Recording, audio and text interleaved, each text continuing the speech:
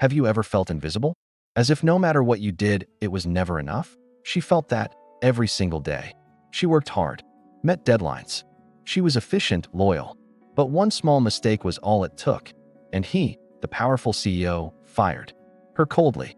No questions, no listening, not even eye contact. But the next day, she came back, and it wasn't to ask for her job. She didn't cry. She didn't beg.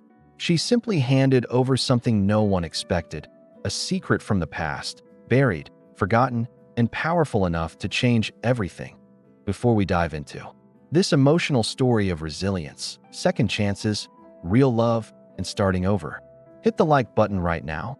It helps this channel reach more hearts like yours, and if you love love stories about strong women and scarred millionaires, make sure to subscribe, because here, every story is more than romance. It's about courage, dignity, and the power of staying. Now take a deep breath, because this story is going to touch you in a way you didn't expect. And when it ends, you'll never look at love the same way again. Shall we begin? Amber Wakefield was the kind of woman who slipped unnoticed through the towering glass doors of the Lancaster Empire. She dressed with understated elegance, walked with steady yet silent steps, and was rarely acknowledged by those 2 floors above in marble-lined executive offices. As a project assistant, she was known for solving everything no one else wanted to deal with. That morning, the Manhattan sky mirrored her mood, overcast, on the verge of breaking. She arrived early as always, organized the reports, reviewed budgets, and prepared the CEO's coffee with the precision of someone who understands that details speak volumes. But what she didn't know was that fate had bigger and crueler plans for that day. Across town, Nathaniel Lancaster watched the city from the heights of his penthouse. A millionaire by right, heir to one of the largest investment networks in the US, he wore a cold, impenetrable expression. His green eyes, deep and guarded, hid more than any spreadsheet ever could, wounds that time had never managed to erase. Nathaniel had learned early that trust was another word for downfall. The betrayal of the woman who once promised him forever had left a hollow inside him that no luxury could fill. Now, he ran his company with an iron grip and a fortified heart. For him, efficiency was everything, and any mistake, no matter how small, was unforgivable. Amber, unaware that this would be her final day as an employee, made a minor slip, a signature submitted with a wrong detail. It didn't compromise any contracts. It didn't involve absurd sums.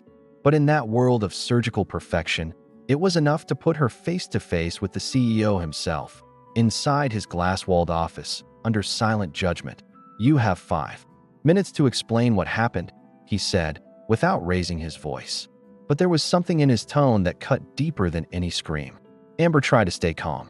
She explained with clarity, took responsibility, offered solutions.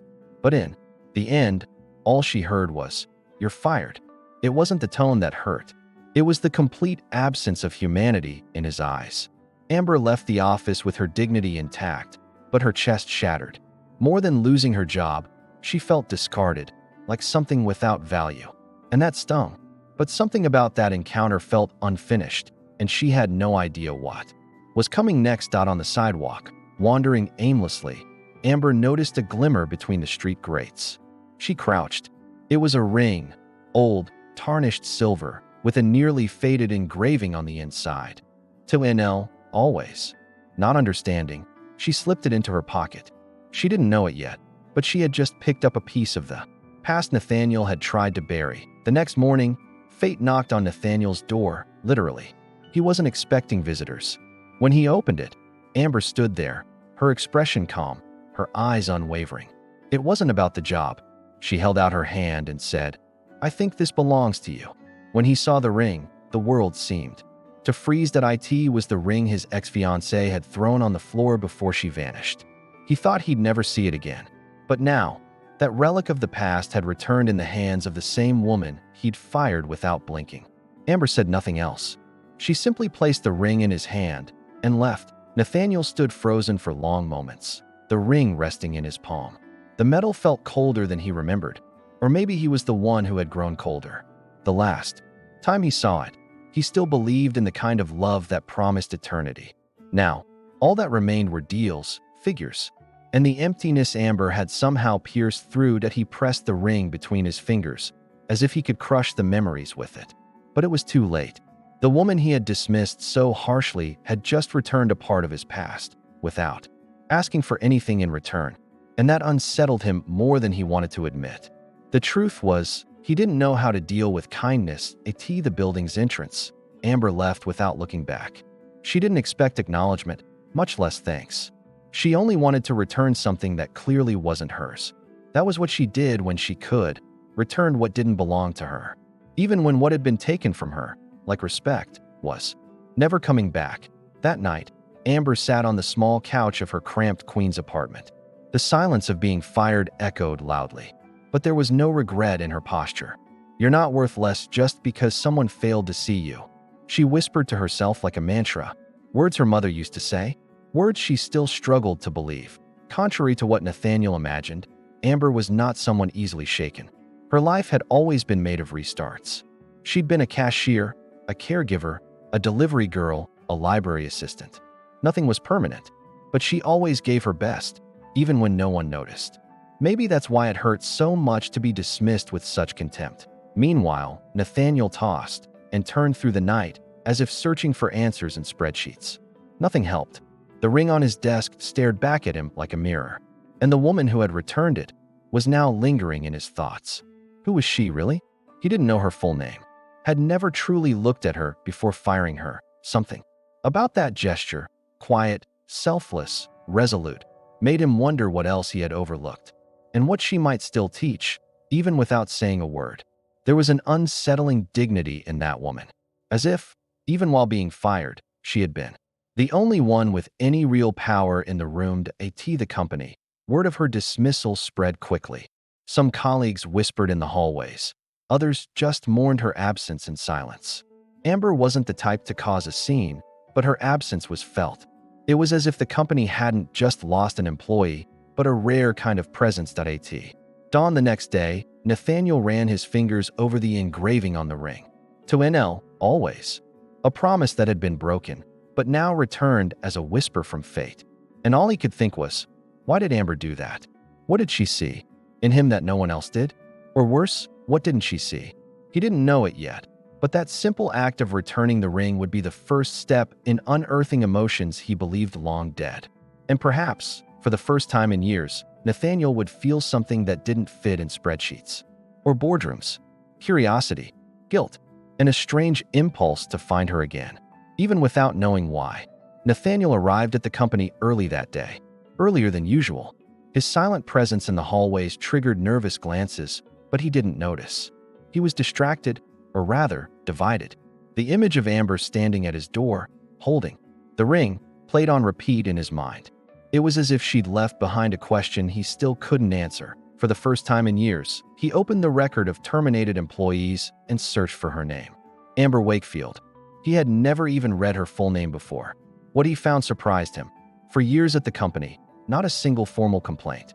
Projects consistently well-reviewed. Quiet but consistently positive internal feedback. How had someone like that gone unnoticed for so long? He closed the laptop and stared out at the city through the window. A light rain streaked down the glass, as if washing something inside him. Nathaniel was a man who avoided revisiting decisions. For him, the past was a closed file. But Amber wasn't just another name. She had done something no one else ever had. She had unsettled him with kindness. Across the city, Amber stared at the ceiling of the small bookstore where she now worked temporarily. The owner, a kind old man who had known her since she was a girl, offered her the job as soon as he heard what happened. It wasn't a high-paying position, but it brought peace, and books, and people who called her by her name. And that already meant a lot. Still, she couldn't get Nathaniel out of her mind. Not because of his power, but because of the cold way he had discarded her. And, paradoxically, because of the way he had held the ring, as if it were the first crack in his armor. Amber didn't want anything in return, but part of her still wondered what that gesture had stirred in him. Nathaniel, on the other hand, found himself doing something unthinkable, leaving the office without telling anyone. He drove to the address listed on Amber's old contract. A modest neighborhood in Queens. Narrow streets, children playing on wet sidewalks, a dog sleeping in front of the bakery. so far from his world, and yet strangely comforting. He parked his sleek black car with a touch of discomfort. It felt like his own shine clashed with that setting. He walked hesitantly toward the small bookstore indicated on the community bulletin board, and there she was, sitting behind the counter, reading a copy of Wuthering Heights, her hair tied back casually, her expression calm. Amber saw him the moment he stepped in. A chill ran down her spine, but she didn't show it. She closed the book slowly, stood, and looked at him with the kind of presence that fills the room. "Came to return the ring?"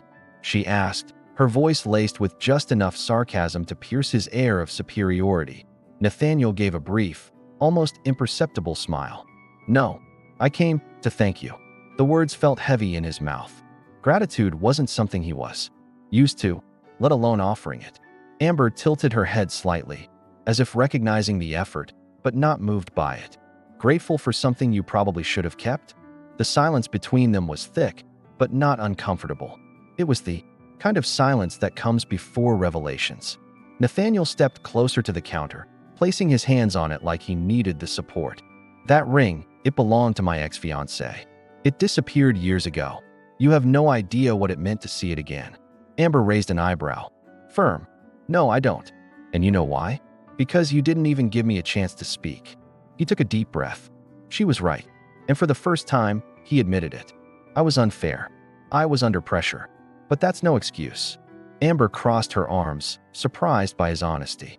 Still, something in her didn't open easily. "People under pressure show who they really are, Mr. Lancaster." The way she said it made him take half a step back.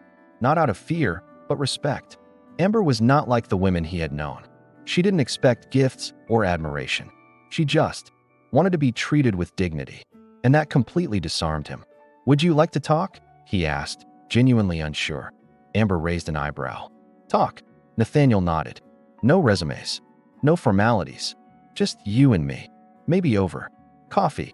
She gave a faint smile. What a twist of fate. You fire someone on a Tuesday and invite them for coffee on a Wednesday. He lowered his head, defeated. "I deserve that." She paused for a moment. There was no anger in her heart, just fresh wounds. And a touch of curiosity. "You're not the kind of man who takes things back, are you?" Nathaniel gave a half smile. "No, but something about you makes me want to try." It was the first thing he'd said without any defense. The bookstore, once silent, seemed to breathe with them. The shelves packed with stories now bore witness to the start of a new one.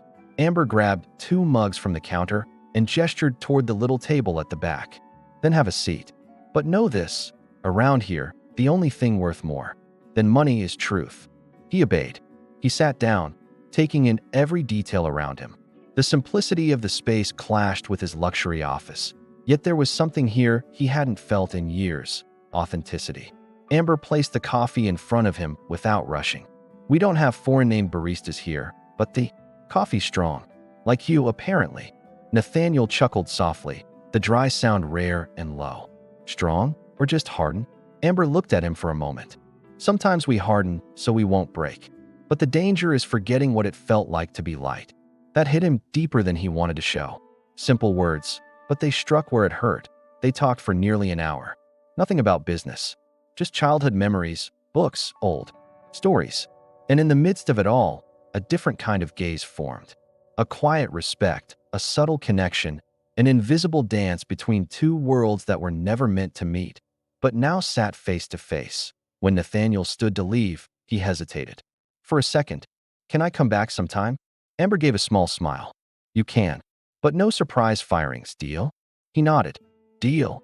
And he left, carrying with him the scent of coffee and something new in his chest. A strange desire to return to a place with no numbers, but with her. Outside, the rain had stopped. The sky, still gray, began to open in small slivers of light. And Nathaniel, for the first time in years, felt that maybe, just maybe, he had found a place where silence didn't mean loneliness. And a woman who saw beyond the fortune. Nathaniel returned to the bookstore the next day. And the day after that. He hadn't admitted the reason, not even to himself. He told everyone he needed to get some air outside the company. But the truth was something else entirely. There was something about Amber that intrigued him and drew him in a disarming way. It felt like, For the first time, someone saw him without judgment or interest in his wealth. Amber observed each return with a mix of caution and curiosity. She couldn't quite grasp what he was looking for in a place filled with dusty shelves and simple coffee, but she noticed his expression shifting. The once hardened gaze was now more attentive, and the silences no longer felt like armor, but genuine pauses between one thought and another. They talked about books, childhood, and trivial things that felt important when shared. Nathaniel listened to stories about Amber's mother, a teacher who taught her never to measure a person's worth by their bank account. In return, he shared about his grandfather, who taught him never to let his guard down. Two very different worlds. And yet, slowly, they felt less distant. One late afternoon, Amber surprised him with an invitation to help organize a small community fair that Saturday. "It's to raise money for the neighborhood school," she said casually. Nathaniel, used to gala events and red carpets, hesitated. But then he saw the spark in her eyes and said yes. Saturday arrived with shy sunlight and the scent of cake in the air.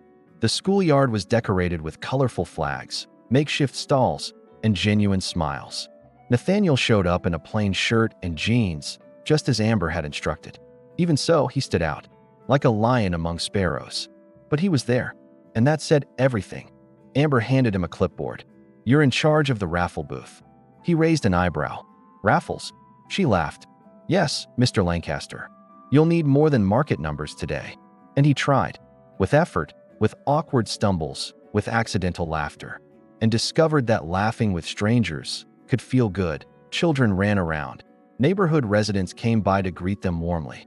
No one there knew who he truly was, and that was liberating.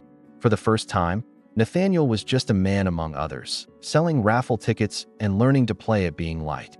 And Amber watched from a distance, smiling, saying nothing, but feeling everything. At the end of the event, with the booths taken down and his hands still smelling of cotton candy, Nathaniel walked up to her. "It's been a long time since I felt this way." "Normal." Amber nodded gently. "That's because no one here wants anything from you. They just want you to be present." He swallowed hard. Presence was something he'd forgotten how to offer. She was wiping scraps of paper off the table when he spoke, more quietly. "That ring, it was a promise. And when she left, she took more than my pride." Amber didn't reply right away. She simply sat beside him on the wooden bench, letting the silence settle between them. A silence that said, "Go on." After that, I built walls. Tall ones, cold ones. I thought success would be enough to fill the emptiness. Amber looked at him, unhurried. "And did it?" Nathaniel shook his head. "Not even close." It was the first time he'd spoken with such honesty. And maybe that's why, for the first time, she felt something different for him. Empathy. "You could be a good man, Nathaniel," she said, almost in a whisper. "But you need to stop protecting yourself so much from the world." He stared at the ground. "And what if the world isn't kind to me?" Amber smiled. "Then you learn to be kind to it first." Her words were simple, but carried the weight of someone who had survived far more than she let on. When he left that evening, he didn't want the driver.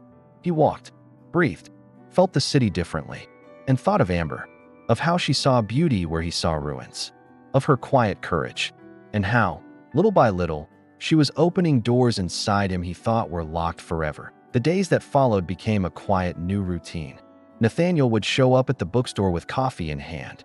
Amber greeted him with the same reserved smile. There were no promises between them, just presence. And for two hearts tired of making promises, that was already almost love. They didn't know it yet, but the path had begun. One day, she found him standing in front of a shelf, holding a book with trembling hands. "It was my mother's favorite," he said. "She used to read it to me when the world felt too big." Amber gently touched his arm. "Maybe it's time you listened again." And in that simple gesture, he felt the weight of the past begin to shift into possibility. That a new Nathaniel was beginning to take shape. More observant, more open, still afraid, but willing to try. His employees noticed something had changed. His tone was calmer. He paused before lashing out. The way he looked out the window, as if searching for something beyond numbers. And no one knew, but that something had a name. Amber. She, on the other hand, wrestled with her own feelings. She didn't want to get carried away. She'd seen men change for a while and then revert to who they really were. But Nathaniel felt different. He didn't say he was changing. He simply acted differently. And to someone like her, actions had always mattered more than words on a rainy afternoon. He picked her up at the bookstore and waited outside with an umbrella. "This may sound silly," he said, "but I want you to know I'll be here, even when the weather changes." Amber didn't answer. She simply stepped under the umbrella with him, without saying a word. And maybe that was the beginning of something neither of them could name just yet. The neighborhood began to notice the frequent presence of the man in expensive suits and quiet gestures. But no one asked who he was, because there, he was just someone trying to learn how to live again. And Amber was the woman guiding him, firm and kind, wanting nothing but the truth. When he invited her to dinner, it was simple. Nothing fancy, just real food and conversation. Amber agreed, but with one condition. "If I'm going to step into your world, you need to step out of it first." And he understood. It wasn't about where. It was about how, and with whom. That night, as they walked under the warm glow of street lamps, Nathaniel gently took her hand. And she didn't pull away. It was too soon to call it love, but far too late to deny that something had changed. Forever. The call came on an ordinary morning, with the soft sound of rain tapping against the bookstore windows. Nathaniel answered distractedly, assuming it was just another rescheduled meeting. But the voice on the other end carried memories he wished he'd forgotten. It was his assistant from Lancaster Corp, informing him of a high-profile charity gala where his presence was expected, alongside his ex-fiancée. They want to rebuild the image of the Lancaster family, especially after recent scandals, the advisor explained. Nathaniel gripped the phone a little tighter. It wasn't just an invitation. It was a public performance of something that no longer existed and never would again.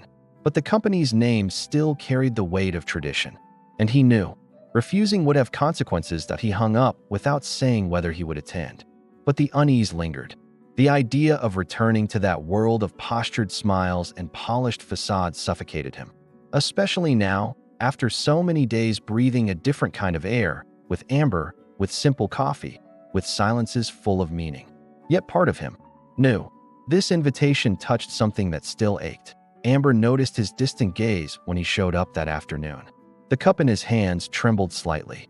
"Problems at the company?" she asked gently. Nathaniel hesitated, then nodded. Something like that. But he didn't share everything. Not yet. Not because he didn't trust her, but because part of him feared mixing past and present in the days that followed. He grew more absent. Not in body, but in spirit. He spoke less, smiled less. Amber felt the distance slipping quietly between their words, and it scared her. She knew that kind of silence well. It always came before someone walked away, and she'd been left behind too many times. When he finally told her, it was direct. "I've been invited to a corporate event, one of those gala dinners, and she'll be there." Amber didn't ask who she was. She knew. Her stomach twisted, but her face remained still. "Are you going?" Nathaniel took a long time to answer. "I don't know. Part of me thinks I should. Part of me just wants to stay here." She lowered her eyes, hiding her unease. "You don't need to explain. You have your life, Nathaniel, and I'm just a small part of it." He took her hand, firm. "Don't say that. You're the only part that makes sense right now." But even so, she felt it. His past was calling. And maybe she wasn't enough to compete with it. On the night of the event, Amber spent the hours switching between books and long sighs. She didn't ask if he'd go, and he didn't send a message. 7 o'clock passed, then 8, then 9, and she understood. He went. He chose the world he belonged to. And she, well, she belonged to silence. As always, in the mirrored ballroom of the 5-star hotel, Nathaniel appeared in a flawless tuxedo, face unreadable. The camera flashes surrounded him. His ex-fiancée greeted him with a rehearsed smile. "Good to see you here. Looks like you're finally becoming the man you used to be." He wanted to say he wasn't that man anymore, but pride held him back. The night went by in toasts, speeches, fake laughter. But not once did he feel whole. The champagne glass in his hand felt empty, the tailored jacket heavier than his thoughts. And all he could think about was Amber's eyes and the silence he'd left behind. Meanwhile, Amber locked up the bookstore early. The dark sky mirrored her mood. She didn't cry. She was tired of crying over men who didn't know what they held in their hands. But something about Nathaniel had felt different. Or so she thought. Doubt crept in. Was everything they'd lived real? Or just an intermission? Between gala events, the next day, he showed up at the bookstore with flowers in hand. But they weren't expensive flowers. They were daisies from the corner market. Simple. Like her. "I'm sorry," was the first thing he said. Amber didn't reply. She just looked at him, waiting for more. And he gave it. I went and regretted every minute. Because I wasn't really there. My body was. But my heart was here. The words revealed more of him than he usually allowed. Amber took the flowers, but didn't smile. "Why didn't you tell me you were going?" Nathaniel lowered his eyes. "Because I'm still learning how to be the kind of man you deserve. And sometimes, I fail." That touched her. Not because of what he said, but how he said it. Unmasked, she stepped away, placed the flowers in a jar, and turned back to him. "Nathaniel, I don't want to compete with your past. I have no sparkle, no name. All I have is my truth." He moved closer. "And that's exactly why I want you. Because when everything in me screams to run, you make me want to stay." She took a deep breath. "I need to know you won't leave me waiting in silence again." And he promised, looking into her eyes, "If I ever pull away, it'll only be to protect you, but never to leave you." And for the first time, Amber believed him. Not because he promised, but because she felt he was truly trying. Still, the wound was fresh, and the next weeks would require careful rebuilding. Their meetings continued, but now with more pauses, more conversations, more care. Both knew it wasn't just a romance. It was a healing process, and healing demands constant presence. Nathaniel began bringing books to read, just to have an excuse to stay longer.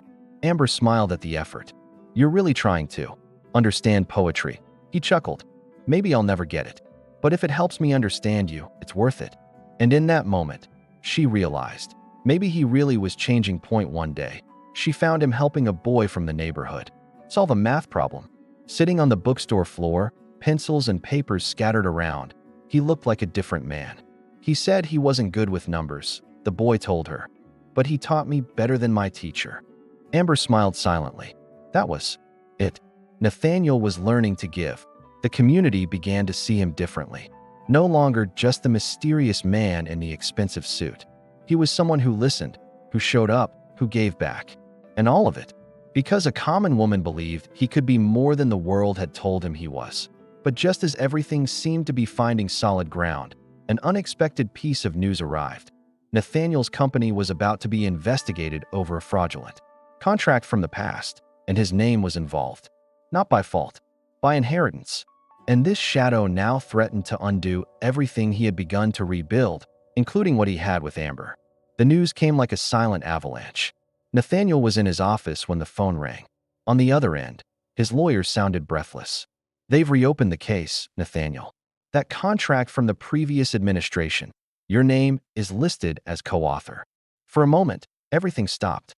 The solid ground beneath his feet seemed to collapse. Quietly, invisibly, he hung up without a word. He hadn't been part of the fraud, but he had inherited its consequences, like everything else in his life. He carried the Lancaster name like a crest and a curse. Now, it would be headline news. Again, and everything he had been building with Amber was at risk of crumbling before she even knew why. That afternoon, he didn't show up at the bookstore. Amber felt it. No message, no explanation, just silence, sharp and familiar, like the first time. She tried to dismiss the anxiety. Maybe he's busy, she told herself. But her restless heart knew something had shifted. And it wasn't just physical distance, it was the return of an old wound. Meanwhile, news outlets began releasing headlines.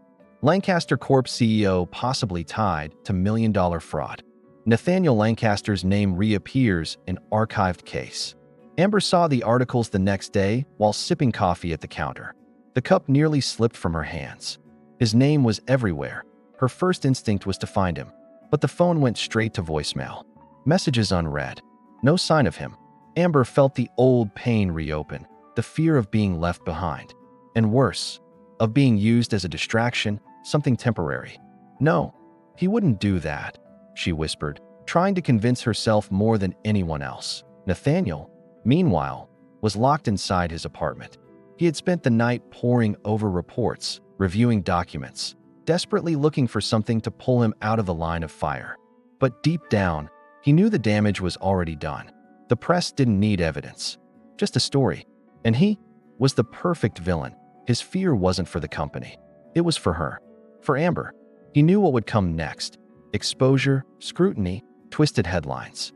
They'd dig into her life, her past, her name. And all because she stood beside him. So he pulled away. Again, not out of coldness, but out of cowardice disguised as protection. 2 days passed. Amber waited and waited until, in a moment of impulse, she went to his building. The doorman recognized her but hesitated. He asked not to receive visitors. She took a deep breath. Tell him it's about a book, one he promised to return. The man gave a half smile. Wait here. 10 minutes later, Nathaniel appeared in the lobby. He looked different. Hollow eyes, stubble, a tired expression. When he saw her, he froze. Amber, she didn't give him time. Do you really think staying away is protecting me from anything? He lowered his eyes. I don't want you to suffer for something that has nothing to do with you. She crossed her arms. And you think disappearing hurts less? He tried to explain, told her about the case, the risk, the weight of his name in the headlines.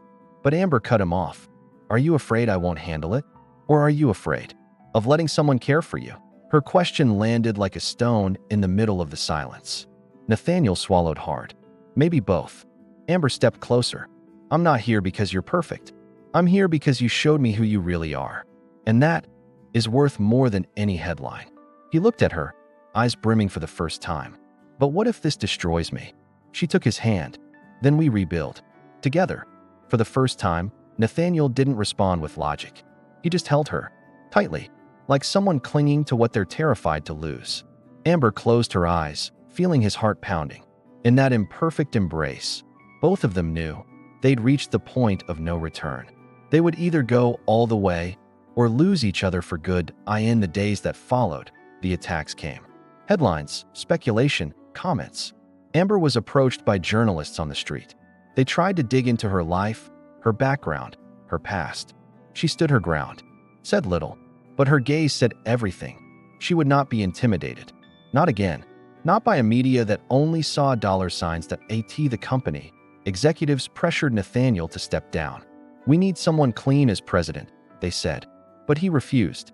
I won't run. If they want the truth, they'll have to face me. There was a new strength in him, a firmness Amber recognized. It was like watching a man rebuilding himself from the inside out. But the tension took its toll. One afternoon, Amber arrived at the bookstore with tired eyes and a tight chest. On the counter, an envelope waited, a summons to testify. Her mere association with Nathaniel was enough. She sat in silence, didn't cry, but she felt the weight she now carried for love. Nathaniel found out hours later. He rushed to her side. When he saw her holding the paper, he sat beside her. I'm sorry, he whispered. You didn't deserve this. Amber looked at him, steady. I know, but I also know I'm not running. He held her hand. Neither am I. Together, they faced the hearings, the stares, the questions. Amber spoke with clarity and honesty. Nathaniel with calm and consistency. Slowly, the truth emerged. The documents linking him to the case had been manipulated, proving it would be hard, but possible. And they were no longer alone. The community rallied. Letters of support flooded the company. Clients defended Nathaniel publicly. Journalists began to change their tone. Amber became a symbol of integrity. And Nathaniel, of someone who dares to try, even after everything. The truth didn't come easily, but it came, because they chose to stay. When everything finally settled, Nathaniel took Amber to the most unexpected place, the rooftop of the company building. There, with the city lights glowing behind them, he pulled from his pocket the same ring she had returned weeks before. But now, with a new engraving beside the old one, to NL, always / to AW. Finally, it's not a proposal. Not yet, he said, voice thick with emotion. It's just a promise that I won't run anymore. Not from myself, not from you. Amber held the ring, her eyes soft. Then keep it until we're ready. And when the time is right, let it be because we chose it, not because we needed it. And there, high above the city, two weary souls knew they were finally walking the same path. The calm after the storm didn't arrive with fireworks, but with comfortable silences and glances that spoke more than words. Amber and Nathaniel no longer had to rush, no longer had to prove anything. They simply existed side by side with the tenderness of those who had learned the hard way that true love doesn't shout, it stays. Nathaniel started coming to the bookstore every day, but now with no hurry to leave. He read books he never imagined he'd enjoy, learned to brew coffee using the old cloth filter. And when Amber laughed at the clumsy way he washed the mugs, he simply smiled. "I'm learning to be useful," he'd say, and she knew he meant it.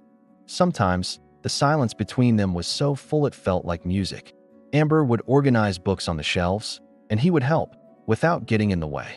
They exchanged short phrases, shared pieces of dark chocolate, commented on the weather. Simple things, real things. And it was in that everyday rhythm that their love grew strong, not through grand gestures, but through small consistencies. Point 1. Saturday, Nathaniel arrived early.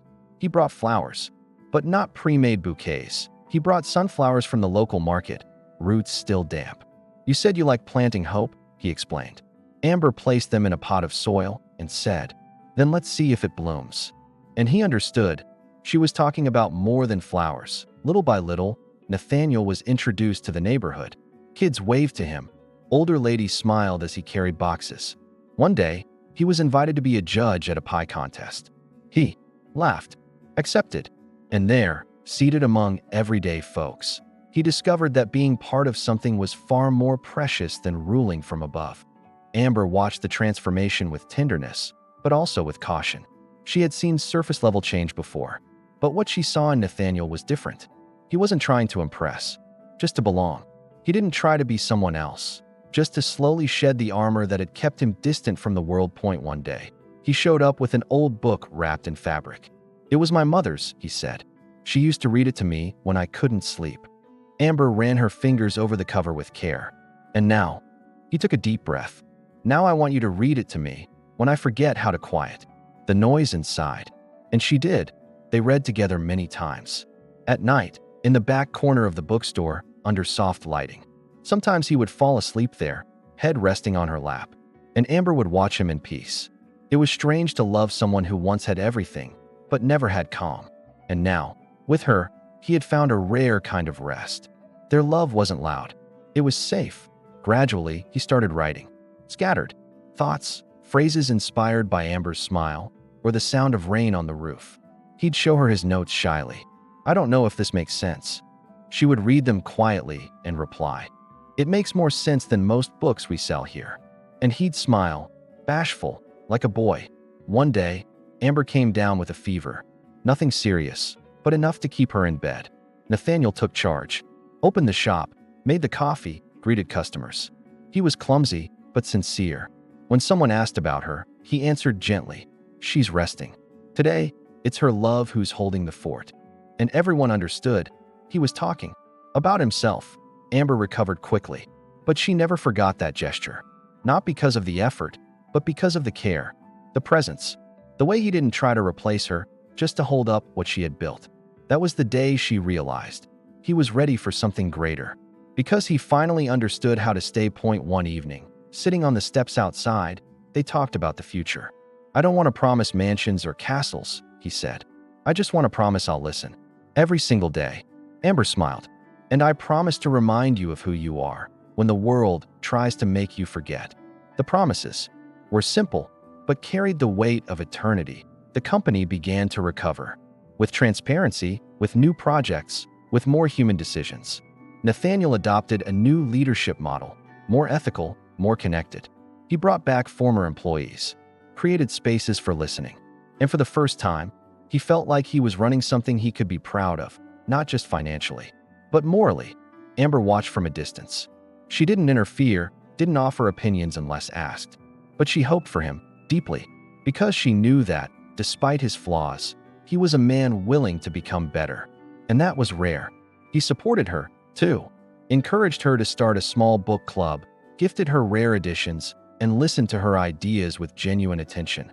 Their love fed on the everyday. Monday cakes, sunset walks, the way he tied the apron, the way she knew exactly when he needed silence. There were no fireworks, but there was consistency. And at that stage of life, consistency was revolutionary. Sometimes, Amber woke up frightened, dreamed he'd leave, disappear like so many others had. And he, seeing the panic in her eyes, would simply hold her hand. "I'm still here." And she would sleep again. Because love is also that, reminding the other, over and over, that you're not going anywhere. On a cloudy afternoon, Nathaniel took Amber to see an old country house. "It belonged to my family. I never used it."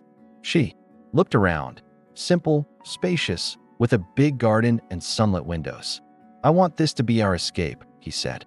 "When life gets too loud, we come here." And she knew. He meant it. They began visiting on weekends. Planted mint, painted a wall blue, cooked together. And there, far from the city's noise, Amber saw in him something she'd always dreamed of: roots. A man no longer running, but building. With her, beside her. When a reporter found them by chance and tried asking invasive questions, Amber looked at her firmly. "Our love isn't a spectacle. It's daily life. And only those who live it can understand what that means." The article ran the next day, and for the first time, the world saw a millionaire with his feet on the ground. Literally. Point 1. Random night. While they were closing the bookstore, Nathaniel took Amber's hand. "Did you know I used to run away from love?" She looked at him softly. "And now?" He smiled. "Now it's my home." And she knew. They didn't need happy endings anymore, because the middle was already enough. The routine between Amber and Nathaniel had become so natural that, for a moment, they almost forgot the world was still watching. The bookstore remained peaceful, the company prospered with ethics and transparency, and the country house had become a quiet refuge. But life, with its unpredictable timing, always finds ways to test those who choose to truly love. That on a Monday morning, Amber opened the bookstore's email and found a message titled, "Publishing Offer, Urgent." It was from a major publishing house interested in releasing a book about her story with Nathaniel. They wanted intimate details. They wanted the romance that overcame the elite, as they called it. And they offered a large sum. Amber stood still for several minutes. It wasn't about the offer, but about what it meant. Exposure would return, intrusion, twisted versions, and worse. They'd turn what she and Nathaniel were building into a spectacle to sell headlines disguised as pages. She knew what that kind of attention could do. When she told Nathaniel, he listened in silence. After a while, he spoke gently. "It's your decision. I trust you, but I know what this can cost." Amber looked into his eyes and felt her heart weigh heavy, because now she understood too. Their love was too real to be caged in chapters manipulated by someone else. She declined the offer firmly, but that didn't stop the publisher from releasing an unauthorized article days later, insinuating that Amber had used Nathaniel to climb the social ladder. The headline was cruel. The comments, even worse. Within hours, the internet had built a parallel and poisonous story. Nathaniel was furious. But Amber, though shaken, remained composed. "I've survived worse than hateful words," she said. "What worries me now is what this does to you." He looked at her, confused. "To me?" She nodded. "You spent years trying to clean your name. And now, it's because of me they're trying to stain it again." He stepped closer, cupped her face, and said firmly, "It's not because of you. It's because some people are afraid of seeing a strong woman beside a man who was once weak. But they don't get to decide who we are." And in that moment, she believed him. Because this time, he wasn't running from the conflict. He was facing it. With her, still, the attack awakened something old in Amber. The fear of being a burden. The doubt of being too much for someone. For several nights, she slept restlessly. For a few days, she spoke less than usual. Nathaniel noticed, but respected the silence. He simply left notes tucked into books. "I'm still here, even when you don't speak." It was on a rainy night that it all spilled out. Amber, exhausted, sat on the steps of the country house and confessed, "I don't know if I know how to love someone like you. Someone with such a big world. I come from little, and sometimes I think that'll wear you out." Nathaniel sat beside her and said, "What wore me out was pretending. You are my peace." She cried then, without shame, because true love isn't about never doubting. It's about having somewhere to land when you do. And Nathaniel was that place, with his chest open, his arms ready, not to save her, but to remind her that she was already strong. She just needed rest sometimes. After that night, Amber decided to share her version, not to defend herself, but to show what was true. She recorded a simple video, sitting between the books, speaking about dignity, about love that can't be bought, about the quiet choices that build a relationship. And the video went viral. But this time, in the right way, thousands of women commented. Many said, "I saw myself in you." Others, "Thank you for reminding me that love is also a fight." And Amber understood that her story wasn't just hers. It belonged to all the others who had loved in silence, endured judgment, chosen to stay when leaving would have been easier. Nathaniel watched the video beside her in silence. When it ended, he simply embraced her. "You are the most courageous woman I've ever known." She laughed shyly. Sometimes courage is just continuing to love when everything tells you to give up. He kissed her forehead. "And that's why I choose you every day." The response was so powerful that weeks later, the same publisher who had attacked her sent a formal apology and another offer, this time granting full creative control. Amber read the offer and calmly tore it up. "I write our story every day. I don't need someone else putting a cover on it." And Nathaniel, beside her, smiled with pride. Life returned to its rhythm. Lighter now, but also more aware. They knew the world would always have something to say. But now, they also knew the only thing that mattered was what they said to each other. And that was freedom. That was mature love, the kind that doesn't need anyone's approval. One ordinary afternoon, Nathaniel showed up at the bookstore with an invitation. "Want to spend a week away? Just us. No internet. No rush." Amber smiled. "Where to?" He answered, "Doesn't matter, as long as it's with you." And so they left. No specific destination, just a shared desire to be together. They drove for hours, slept in modest inns, ate at roadside diners, read poetry by lake shores, laughed at bad jokes, talked about the past, the future, maybe children. And there, far from everything, they discovered what they already knew. Love isn't measured by scenery, but by presence. On the second to last day of the trip, Amber pulled the ring from the glove compartment, the one he had given months ago, with the new engraving. "You still keep it?" He replied, "I keep the symbol, but what really matters is what we've lived since then." And she answered, "Then maybe it's time to wear it where it belongs." And smiling, she slid it onto her ring finger. It wasn't a proposal. It wasn't a ceremony.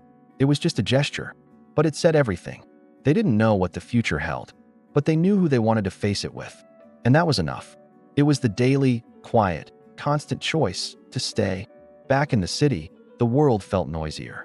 But they were different now, more grounded, more united. And even when the bookstore got crowded or the company demanded tough decisions, they knew where to find each other. In a glance, in a touch, in a late-day coffee. Because love, when it's real, doesn't need permission. It simply stays. Time passed slowly. And it was in that beautiful slowness that Amber and Nathaniel found the kind of love that doesn't explode, but blossoms. The bookstore remained full of books and quiet conversations. The company moved forward, but now, at a more human pace. And between those two worlds, they met every day, in the middle of routine, in the middle of silence. There was no formal proposal, no sparkling rings. But on a sunny Sunday, while Amber was watering the plants by the bookstore window, Nathaniel walked in with an envelope in hand. "It's a contract," he said, "but not the kind that binds you. One I want to sign with you." She opened it, curious. It was a letter, handwritten, filled with promises no legal document could guarantee. "I promise to choose you on the good days and especially on the hard ones. I promise to listen, even when pride wants to shout. I promise to water this love with patience, the way you water these flowers. I promise not to run, not to hide, but to stay, even when everything in me wants to disappear." Amber read it silently, then looked up and said, "Then hand me a pen." She signed next to his name. And there, on that simple sheet of paper, with ordinary ink, they sealed the kind of commitment many seek their whole lives, and few are brave enough to live. It wasn't about marriage.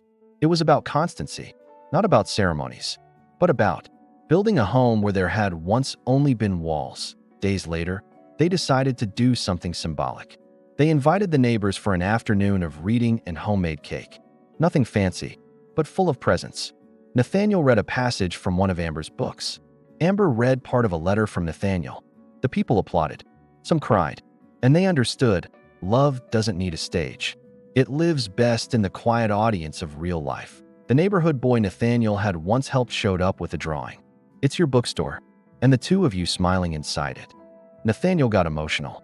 He had never seen himself that way before. Amber framed the drawing. This is our new display window, she said. And just like that, a child defined what adults call eternity. The press tried to reappear, but this time, the community protected them.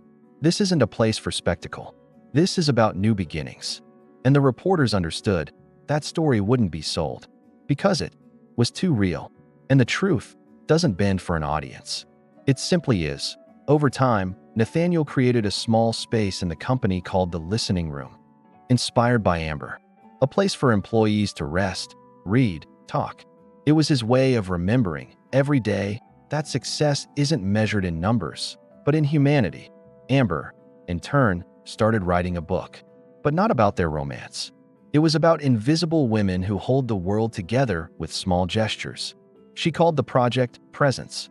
Nathaniel supported every page without interfering. This is your world. I'm just a privileged reader, he said. One day, during a walk, they stumbled upon an abandoned lot, overgrown and full of debris. Amber stopped.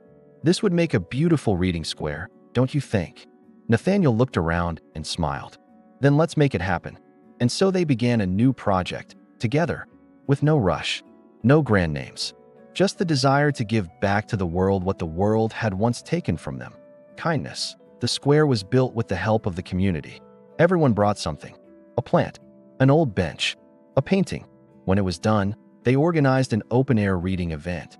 Nathaniel, in jeans and a t-shirt, read poetry. Amber, in a floral dress, served tea.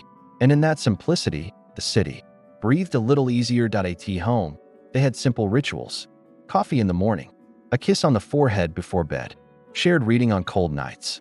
And even when they argued, because yes, they still disagreed, they learned to return, to say sorry, to listen, to grow, because loving, they knew, meant relearning.